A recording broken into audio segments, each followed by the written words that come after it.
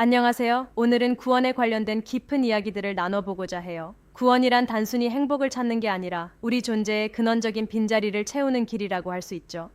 맞아요. 예전에 많은 사람들이 행복을 추구했지만 결국 지속적인 행복은 찾기 힘들다면서도 결국 우리 모두는 어떤 구원을 원한다는 점이 참 인상적이었어요. 네, 정말 그렇죠. 그런데 구원에 대해 이야기할 때 처음에는 어떤 철학적 탐구와 약간의 혼란이 있었다는 점이 흥미로운 것 같아요. 구원이라는 것이 단순한 이론이 아니라 실제 삶의 본질과 연결된 경험이니까요. 맞아요. 예를 들어 어릴 때부터 나는 이 세상 너머에 무언가를 찾아야 해 라는 갈망이 있었고 그걸 위해 수많은 철학적, 심리학적 탐구와 심지어 약간의 약물 경험까지 해보면서 내가 누구인가를 잃어버리는 경험들을 했죠. 맞습니다. 그런데 결국 그 모든 탐색 끝에 진정한 변화는 외부적인 것들이 아니라 내면에서 일어나는 내 자아 버림과 새로운 차음의 경험이라는 이야기로 연결되더라고요. 네, 그래서 바로 그 도약의 순간, 즉 믿음의 도약이 중요해지는 거예요. 우리 뇌는 익숙한 것에 머무르려고 하니까 완전히 기존의 자아를 내려놓는 건 쉽지 않죠. 그렇죠. 그런데 그 도약이란 일종의 나는 아무것도 아니야 라고 스스로 인정하고 대신 그 무엇, 예를 들어 그리스도의 빛이 내 안에 들어오게 하는 순간이라고 할 수 있어요. 고마요차. 그런데 여기서 한 가지 도전하고 싶은 게 있어요.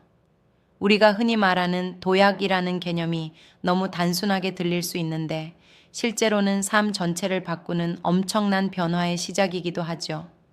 어떻게 보면 단순한 이론이 아니라 지금 이 순간에도 우리에게 구체적인 도전을 주는 게 아닐까요? 그렇죠. 실제 경험을 통해 내가 누구였는가 라는 이전의 정체성을 버리고 온전히 신의 인도하심을 받는 새로운 삶을 시작하는 것이니까요. 그렇습니다. 예를 들어 한국에 있었을 때 외롭고 고단한 시기에 성경을 펼쳐들고 하나님의 빛을 체험하는 그 순간 모든 것이 완전히 달라진 느낌이었어요. 네, 정말 큰 변화였겠네요. 그런데 그 경험을 설명할 때 구체적인 느낌과 함께도 그렇지만 사실 그게 단순히 일시적이 아닌 지속되는 관계임을 강조하는 부분이 인상 깊었어요. 우리 삶에 있어서 신과의 관계가 단순히 종교적 의식이나 행사 이상의 살아있는 경험이어야 한다는 말이죠. 바로 그겁니다. 많은 이들이 교회에 가거나 의무감으로 종교 생활을 하지만 그보다 더 중요한 건 하나님과 지속적인 관계를 형성하고 그분의 인도하심을 체험하는 것이에요. 그렇네요. 여기서 또 한 가지. 사람들은 종종 육체적 욕구나 사회적인 성공, 스포츠 같은 일에 의미를 부여하잖아요. 그런데 결국 그 모든 건 일시적인 만족에 불과하다는 거죠. 응, 맞아요. 예를 들어 축구 경기 같은 것처럼 사람들이 그 순간에는 열광하지만 근본적인 공허함은 남게 되는 거죠. 신앙이라는 것은 그 공허함을 채우는 진정한 관계라고 볼 수 있겠네요. 맞습니다. 우리가 신앙을 통해 얻는 만족은 단순히 일상의 소소한 즐거움이 아니라 영원히 우리 안을 채울 수 있는 깊은 평안과 만족을 주는 거예요. 네, 그렇게 말씀하시니까 마음이 와 닿네요. 물론 그 과정에서 우리의 기존 삶을 포기해야 한다는 두려움도 함께 온다고 볼 수 있어요.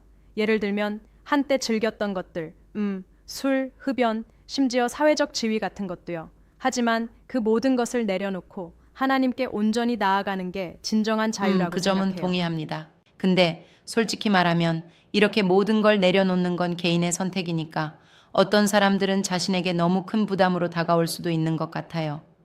이 점에 대해 어떻게 생각하세요?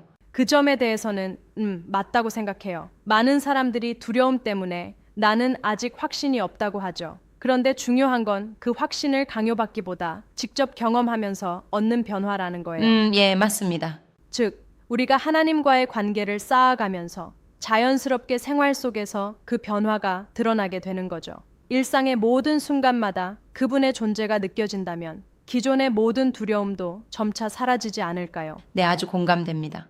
그리고 또 우리가 이 변화된 삶을 살아가면서 진짜 행복을 체험할 수 있다는 거예요.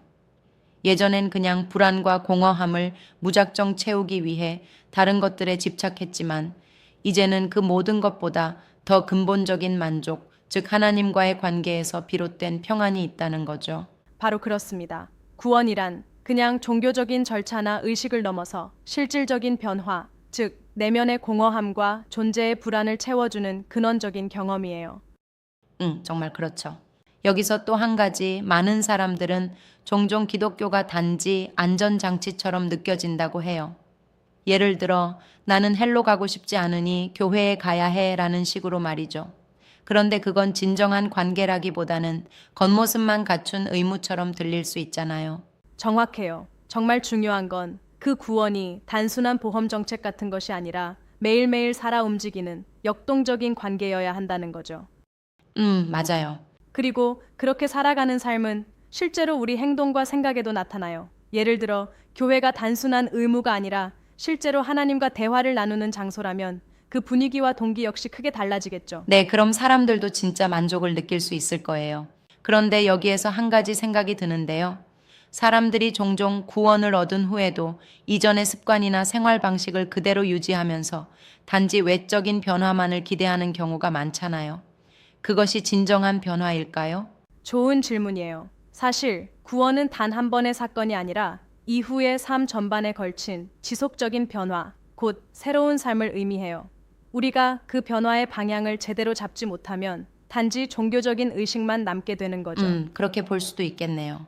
이런 변화는 내부에서부터 시작돼야 해요. 예전의 자아를 내려놓고 새로운 정체성, 즉 그리스도 안에서 새로워진 자아를 받아들이는 과정이 필수적이에요. 네, 그 과정이 정말 어렵지만 필수적이라는 점에 동의합니다. 이런 맥락에서 보면 진정한 구원은 단순히 교회나 종교적 행위에서 끝나는 게 아니라 삶의 전반적인 변화를 통해 드러난다는 얘기인가요?